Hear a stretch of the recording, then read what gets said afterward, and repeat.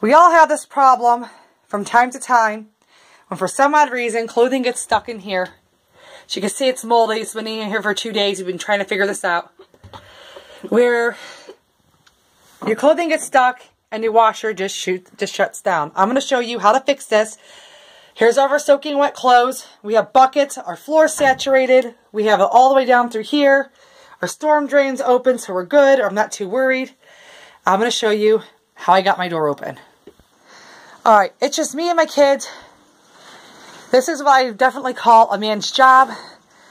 Women, I'm going to be honest with you. I had to call my son in here because your boob's getting away. First off, I had to come to the back.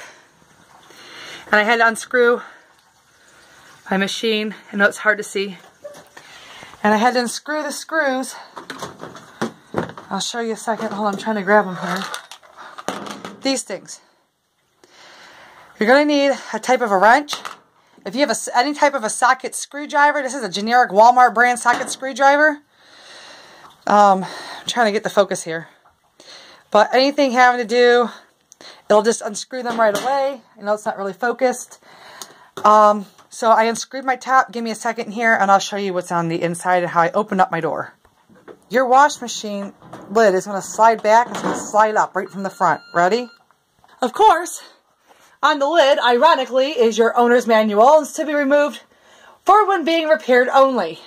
That would have been nice on the outside of it. But, you know, ripping apart a wash machine to find this is just the salt to the burn. So going back, this is the inside of a Duet Whirlpool buttonless touch face Duet washer.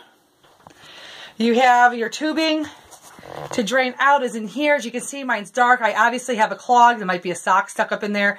Could be toys. Who knows what the hell's in there. Could just be moldy from clothing sitting for 2 days. It's supposed to be clear white. Alright. Obviously, you can see where the line is. There's water still sitting in there to pump out. Here's your springs to hold your washer together. See if I'm pushing it. This keeps it from bouncing up and down, but not from rocking back and forth. So when your thing's on balance, when it rocks this way, your springs catch it. So your tubing, when it spins, doesn't fly out the either side.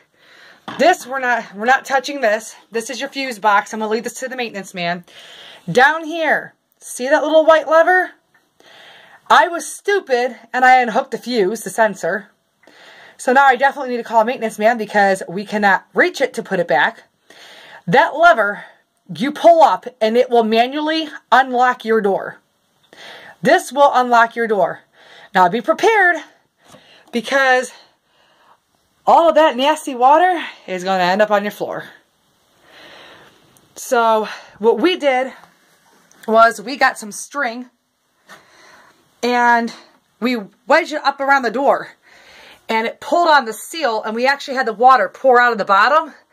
And we had buckets, and I don't know if you can tell, but way over here is my drain, and we drained everything to my floor. I have a very, very, very narrow basement.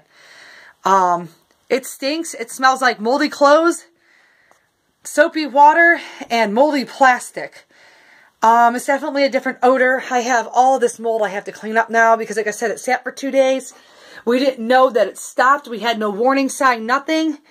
I have a bigger problem because, although this is unplugged right now, my bigger problem is this isn't even powering on. So I have a feeling if the clogged socks, as you saw earlier, if it fried my motor, maybe it shorted something out, maybe as a safety, I can go on to all these things. Obviously, I have a safety manual now to read, but I'm just going to be smart and we'll leave it to the professionals. And the reason why I say it's a man job, because as you can see, I have it up on pallets that are taller than my ankle. This comes up to the bottom of my rib cage right here. And when I go to lean over, ladies, leave it to your men. Your boobs are going to get in the way. This is definitely a man's job. So this is how you open up the latch on the door. Let me try to see if we can get over here. As you can see, it's the hollow latch system. So no credit card, nothing. No strings in a poppet, nothing. You have to go inside and you have to pull that white little nub and your door will pop open. Do not stand in front of the door. You will be soaked with water stand off to the side and give it a pull. So there you go. That is how you open the door of a malfunctioning, shut down washer. Now I have domestic cleanup. We have a holiday tomorrow on top of this. So there is no way in hell I'm getting service anytime soon. Good luck, you guys.